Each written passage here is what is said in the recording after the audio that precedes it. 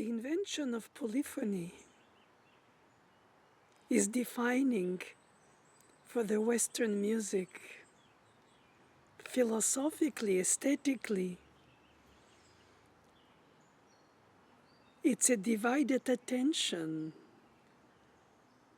a multiplied attention to layers of independent voices which work in organized intelligence, either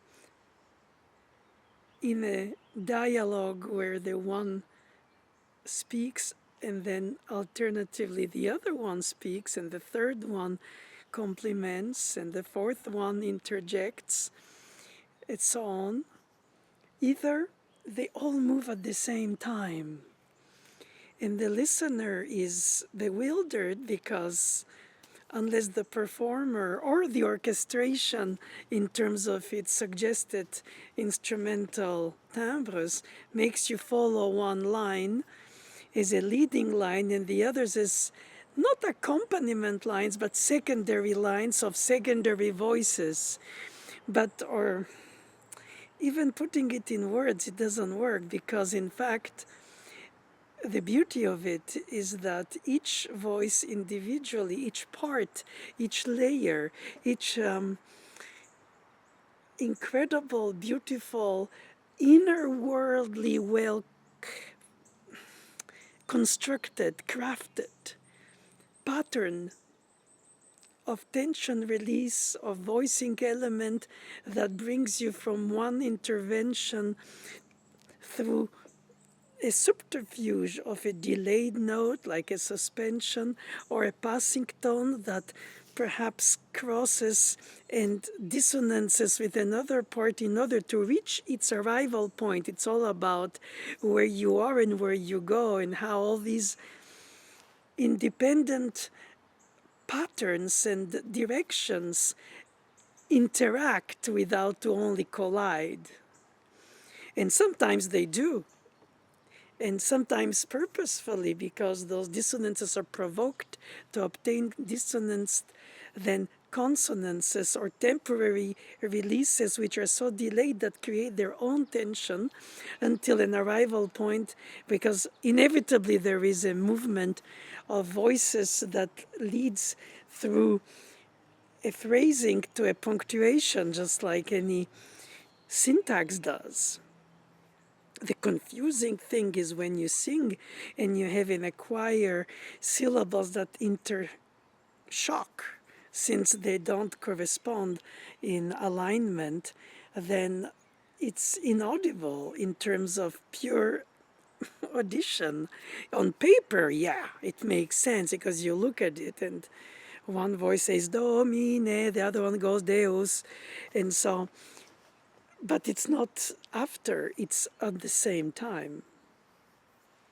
So how do you train to think polyphonically, to write and imagine this kind of, if it is an analogy, might be a crossword puzzle of melodic patterns that intersect or overlap and sometimes join? And what is the ultimate purpose of that when you perform it? If it's written by somebody and you have to play it, how do you display it? Do you reduce it to voicing one and making the other one more secondary in order to make it perhaps more digestible and less complex in its bunched intensity? As an analogy that always has sort of amused me is the fish tank and the fishes that don't collide with each other while living in that small space. And I like to think that in well-constructed contrapoint, in a Mozart two-viola quintet, in a Bach fugue, in any work that has free voice leading that is not necessarily organized by a rule, a genre, and a style.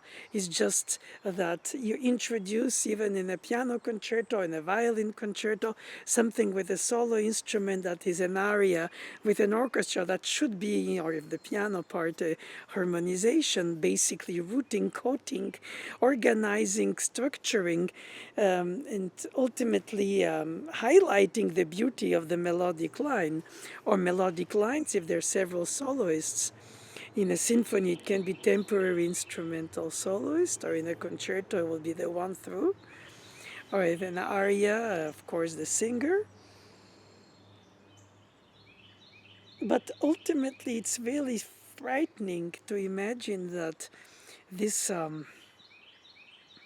overlapping of elements is properly mesmerizing, because if you hear them in your inner ear after you read it, and you see it on the score, just like you see a crossword puzzle on the paper, and you see the cleverness of the craftsmanship, how this vowel intersects vertically, horizontally with another word, and that there is some beauty to the organization of the elements in terms of their intertwined combinations.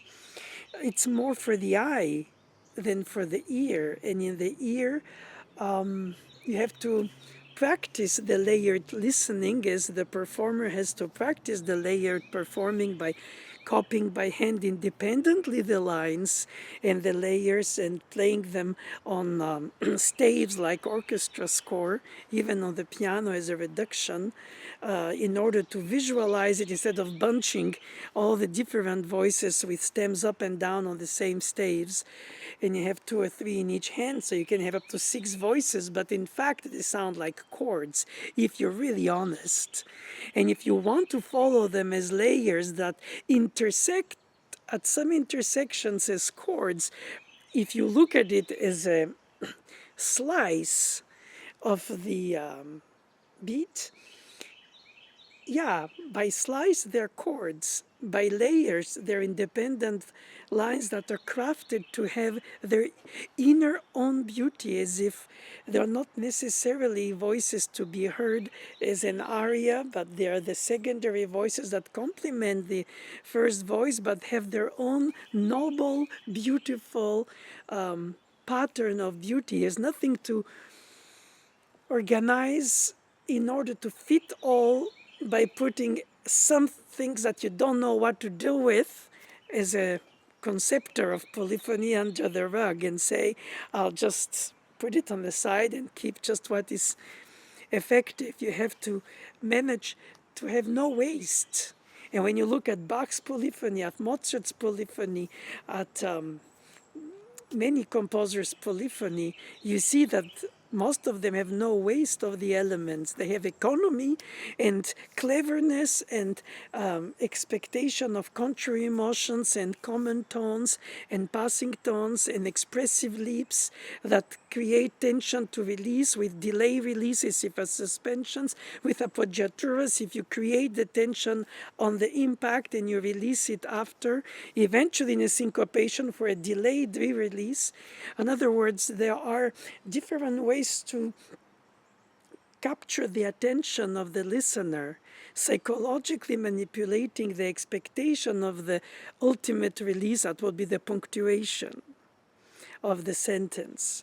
So some phrases are short and some phrases are elaborate, and some elaborations go with rich textures that overwhelm, in fact, the main melodic line, which ultimately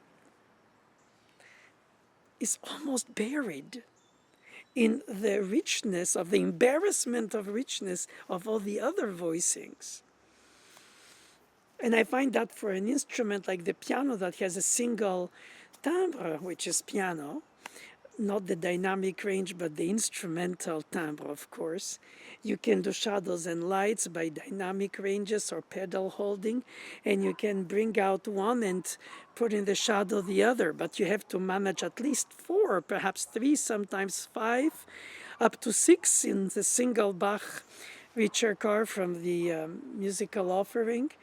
And it's honest to say that when you read into 6 parts, if you play 6 parts, if you conceive 6 parts, you end up by hearing it as 6-part chords by beats. And that happens with motets of the Renaissance, with Ovos Omnes by Thomas Luis de Vitoria, or with Spem in Alium by Thales, with 40 parts, not necessarily voices. At some point, perhaps only a few bars out of the whole piece, in groups of voices by groups of 4, 8 group of voices in choirs that are overlapping. And this kind of vocal virtuosity of the beauty of what really is polyphony for the singing that was in the Renaissance, the virtuosity of all, before the instrumental virtuosity of the harmonies combined to this polyphony on the organ, mostly because of the polyphony with the feet and the 2 hands and the manuals, but also the colorization of the voices by the different stops. Compared to the piano, which inevitably reduces the colorful timbre multiplication by reducing it to the instrumental sound. Well, I still think that ultimately you can bring out a very clear picture of the contrapoint, of the polyphony, of the multi-voices, directions interacting, intersecting, by following them intellectually through your brain. Perhaps you visualize it, as I wrote many of them when I was a child by hand, in order to visualize them not as bunched on the score, but as displayed by layers on the score. And then when you have to divide your attention, and then that is to comprehend them, and then in order to play them, you have to bring them down to what it is. And what is it? Is a combination of resonances with the decay of the piano that then come in account about what is that we want to follow, and how the top voices are heard more because intuitively that's what we follow. And as a listener, as a performer, but also the interaction of the voices that move while the voices that hold decay. If you hold a half note or a whole note, and it decays, the voice that goes, it's inevitably under it or around it. But then it becomes prevailing because the decaying of the held note kills the follow-up of the held note's release, which will lead inevitably to another note after the decay, which means that you have to either sustain it by restriking it, either perhaps trilling it, but you cannot always do that because then you overwhelm the whole structure and the style. So you cannot just tremble every note in an imaginary vibrato that the instrumental essence of the instrument doesn't allow. Then you have to intelligently anticipate the decay in order to create a re-pickup of the element. If you have and not because you follow it intellectually, acoustically it decays on the piano, even with the pedal and the acoustic elements of a good whole. But nevertheless, inevitably in certain tempi, of course, slow tempi, it decays more. But if that is the mood, then the atmosphere comes into account. You cannot just play fast in order to defeat the decay. You have to allow the expression of this sometimes vocal polyphony on the piano, or sometimes instrumental polyphony on the piano, like Bach's Book 2, which originally actually wasn't Bach's, but anyway, a fugue from the Book 2 is a typical whole and half note choral 4 parts fugue on the harpsichord. Originally in Ariadne Musica by Caspar Fischer. But nevertheless, Bach didn't quote his sources, but he just well, of course, he enhanced the fugue, but let's say that in that very case, it's mostly a borrowing. But nevertheless, other fugues in the well-tempered clavier being instrumental are with 16th notes, which faster notes go, and inevitably then you don't have the same problem with the polyphony for the decay, since you have motion, and the motion creates its energy. The energy is in the drive, and if you have held voices, then inevitably the energy is not in the drive, it's in the decay, which musically creates a tension release according to the harmonic output. And how the structure of the bass line or the inner voices create through a passing tone, a passing from, let's say, a median to a dominant or to a tonic. So your voices don't just stay there somewhere and in space and then restart somewhere else. They are there because they delay their restart or their continuation until their termination. That is so obvious if you have a syllable in the middle of a word and then you have to finish it. You cannot breathe in the middle of it. So then the tempo has to do with it. Of course, on the instruments of the piano, you don't have to breathe to play, or to you exhale when you play, to intake air before you play, like voice or wind or even bowed instruments. You don't have to, but you should, because if you don't, then the polyphony, which is in fact on the keyboard, is somehow a transcription of motets if it's in longer values, and a sort of organ polyphony with faster notes, which the piano has to sort of fake because you don't have the pedals, as a third portion of the voicing that you can play with your feet. And so inevitably I can imagine how Bach must have been not frustrated, because probably that was not the right way to be thinking of him, but when he was writing fugues on the harpsichord for the well-tempered clavier, compared to the fugues that he wrote or composed by improvising first, and of course everything was more or less so before it was notated, he must have felt like you cannot display the polyphony's elements and layers in a wider spacing. They had to be more bunched on the harpsichord, since you don't have pedals and you don't have the octave or the double octave depth with the pedals, where you hear an orchestral depth of volume, not only but of ranges. So the furthest deep and the highest treble of singing, playing of the voices you can have. On the harpsichord, you bunch it into 4 octaves or 5. So inevitably, he must have felt like this doesn't translate. But ultimately, as well as the decay, the harpsichord had a much shorter decay than the organ. The piano, in comparison to the organ, the modern piano, has longer decay than the harpsichord, but still shorter than the organ. Therefore, the tempi, the pacing of these spaces in terms of volume before decay of a voice leading that needs to reach its apex before it has its release, and then eventually a comma and restart, and overlap with the other voice and then the third voice, and they're all in fact internourish.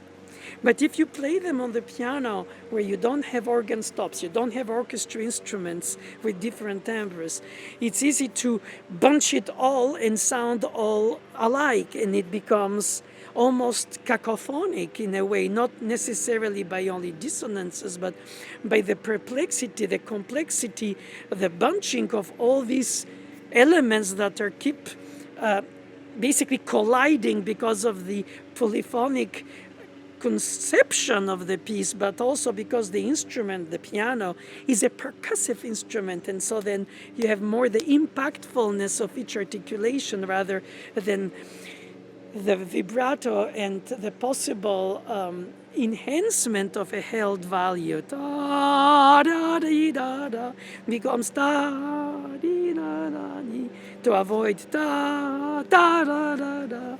So you have to follow not only the voices, but their anticipated decay in order to play them at a certain level, in order to exit them before they have to have an accent, in order to give them a meaningful pattern of their own patterns within the interaction with the others. Because if not, the passing tones, let's say the faster values, are always heard on the piano, and the held sounds are always decaying. Therefore, you end up by hearing only the passing tones, and it sounds busy all the time. And if you voice out forcefully loud the long values, and you purposely play very softly the passing faster notes, then you force the listener to hear a structural organization of the long values instead of tasting the beauty of the movements of the passing tones of the secondary and third and fourth voices that interact. So in a way, by doing lights and shadows, you sort of deprave the listener from tasting all the taste buds is already altered when you place it on the tongue, because you already have predisposed what to listen to in the intellectual taste buds. The hearing is already directed by your voicing as a performer. Is it because you want to give it an intellectual coherence? And that's something that I find it to be a philosophical factor beyond the interpretational choice, the emotional connection, the knowledgeable understanding of how the displayed layers complement each other. So yeah, I understand that this is something that can be necessarily puzzling. And for me it is, because I find that I'm not as a performer, but the transmitter and the filter between the notation and the listener. And so if I taint it with my own decision of what I prioritize to make you hear, then in a way I offer you already a pre-designed pattern of events. It's almost like if you sit down, another analogy is in a live theater performance, and you listen to the actors tell their lines, interact with each other, but you might have your eyes stuck on a vase on the set and not necessarily follow always the action with the speaker. And if you are watching a filmed scene for a film, usually you see the angle of the visual approach through the chosen seeing of this narration by the director. So you don't have the possibility to look elsewhere, then you don't look at the screen at all. You just close your eyes and you listen to the dialogue. I find to be an analogy the same thing. If everybody in the audience had the score and then listen to it, then they can follow even the secondary voices that you play lesser in order not to compromise too much, but in order to give some coherence. That's a philosophical approach that sometimes puzzles me.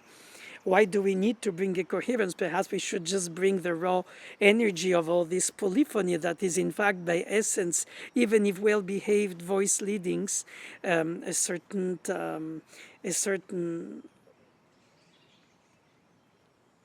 mayhem of voice leading. And that you have to restore it. You don't want to over In fact, it is difficult to choose if we are supposed to make it digestible or we just have to serve it raw as performers. That's philosophically.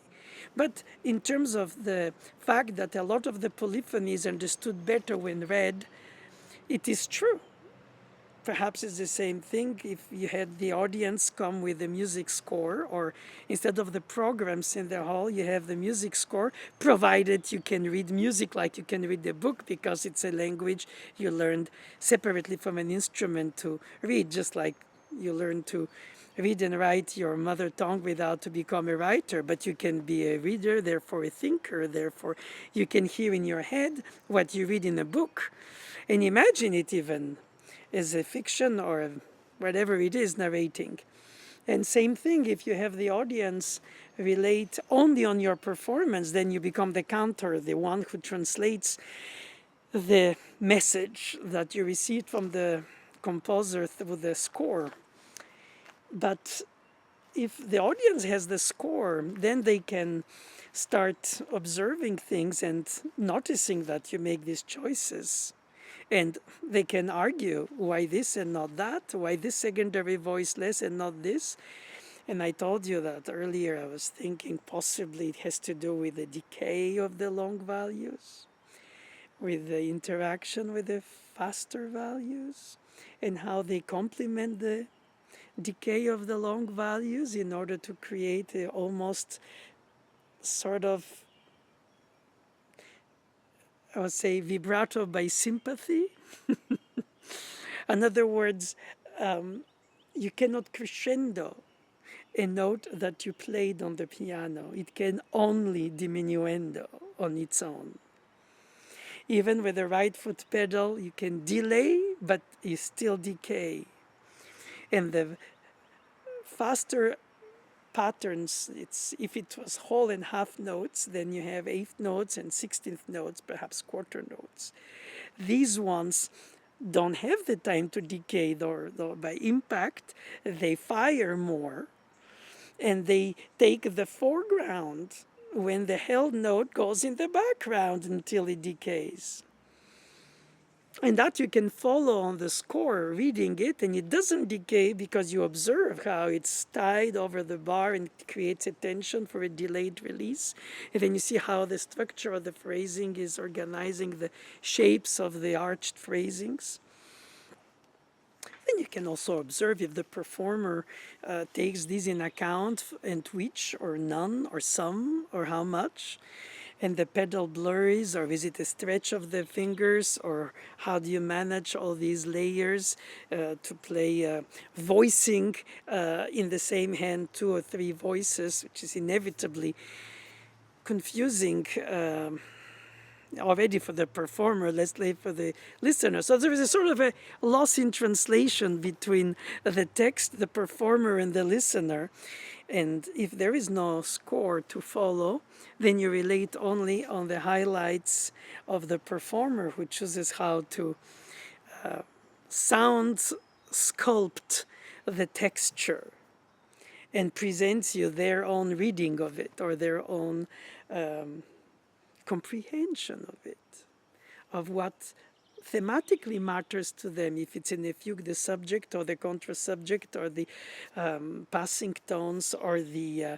there are so many layers of importance, but ultimately, even if you try to categorize them, they remain equal. That is the whole point of polyphony, which is why it's so rare in musical history. It's really a Western music invention that is to do so much with a way to organize this dialogue among people who have a conversation of equals. All these are easy words, but the reality is that according to the usage of the polyphony as such, or injected inside a piece that is not polyphonic per se, a piano sonata, opera, and all of a sudden you have a polyphonic moment because it calls for that through the different voices who sing. Or there is polyphony in everything. Mademoiselle Boulanger used to make me work on triads and, of course, four-part chords in harmony with their inversions on the same note, with the change of function where the root becomes the third, the fifth, the seventh. And so then you start hearing how the voices, in fact, combine to organize the so-called inversions in a canonic organization, when the root becomes the third and then the root is under it, and then when the root becomes the third, then it becomes the fifth, then the third is under. And so you could think about it. There is an opening of Cantata 202 by Bach in G major, Betrübte Schatten, that has the strings play G major triad with inversion, sixth chord, sixth, fourth chord, if you look at it all vertically, a root position, etc., by 16th notes of four in 4 beats. So what you hear combined with the violin 1, 2, viola, and the cello holding, you hear those triads with their inversions, and you hear what it is, a chord with inversions. But it's written in canonic voices. Voice 1 is sol, si, re, fa for violin 1, with the 16th note rest. But the 8th note rest, starting 1/16th note after the first, is sol, si, re for the second violin. And then a dotted 8th rest with the 16th note starting on the 4th note, sol, si, re.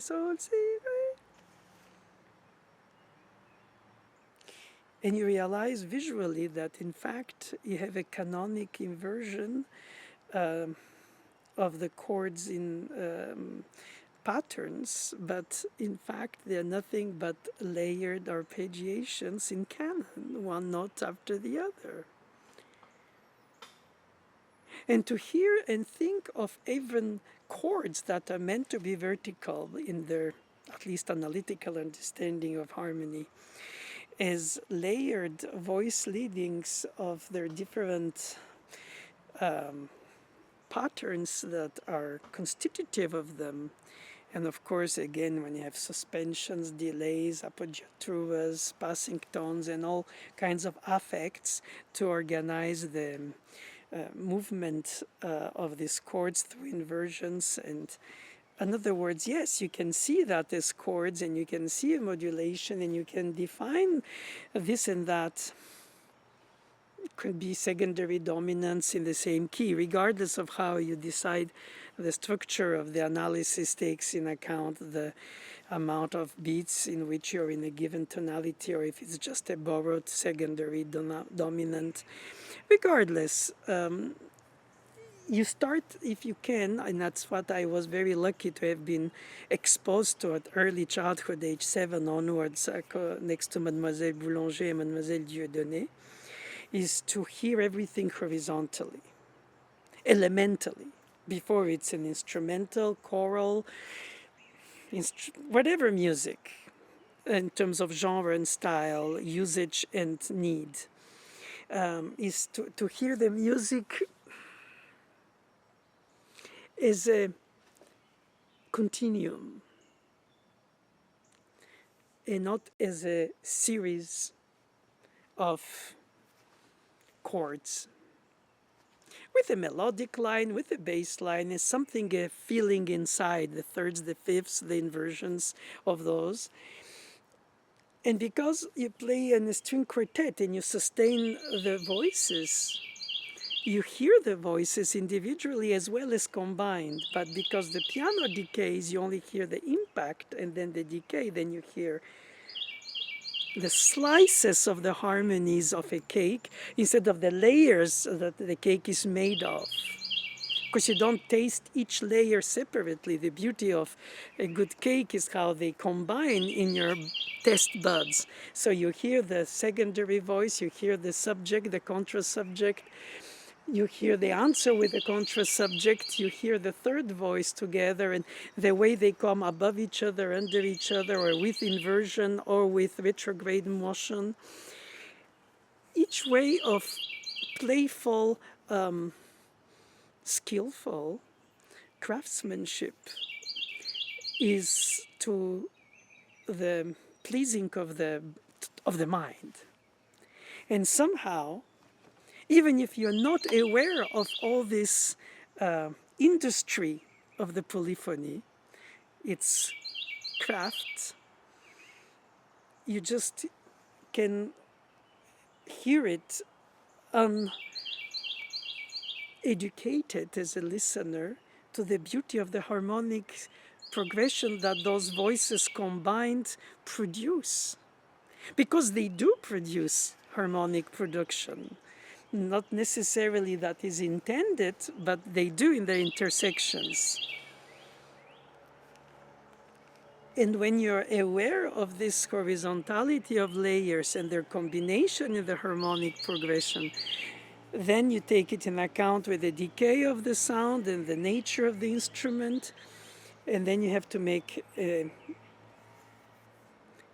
I would say, educated choice of what you bring and what you hold. You realize quickly that every choice you make has a consequence. Is it because intuitively you feel like you have to follow the melodic line, or you want to bring out the secondary voice, if it's in the middle or in the bottom? Then you forcefully do so by highlighting it and putting in the shadows the others in order to follow it. So in a way, by isolating it, they don't interact anymore. I remember Richter used to tell me, if you bring out the subject in the fugues everywhere it appears, then the other voices become sidekicks. He says you should bring them all constantly on. It's like I would say, in hindsight, that it's more like a continuous blossoming of elements that create an enmarvelment for the brain, but also for the soul, and also for the pure joy of the harmonic combinations or colorizations. And even if you cannot follow and isolate the layers as a listener or as a performer, and you combine them because they are bunched or because of the whatever way it is displayed, perhaps it's intended to be ambiguously polyphonic and ambiguously monophonic if it's combined. It's to do with the not only the notes and the values, but also with the rhythmic patterns. So when you have polyphony, you have also polyrhythmy. And so you have sometimes delayed syncopations that follow and become their own downbeats when others are on the other beats, and you feel like the music is having an effect as if your attention is being jolted to follow another line, element, direction. And I find that very, very beautiful in the sense of purely interacting with the work and with the audience through the work. When you play a work of somebody else who has polyphony in it, and how you deal with it, how you manage it, how you highlight it, how you choose to stay in distance, or you involve yourself in the soundscaping of it, or you choose to just present it as it is and say, hey, to the listener, this is what it is. In a way, the beauty is in the combination, not necessarily only in the layers. Of course, you can receive a beautiful watch as a gift, and perhaps you are curious to know how it's made, and you dismantle it into all the little pieces which were built together. And then to understand the mechanism, you rebuild it again, and then you feel you really know how it works. You can do the same with your car engine if you're interested in understanding how engineering works.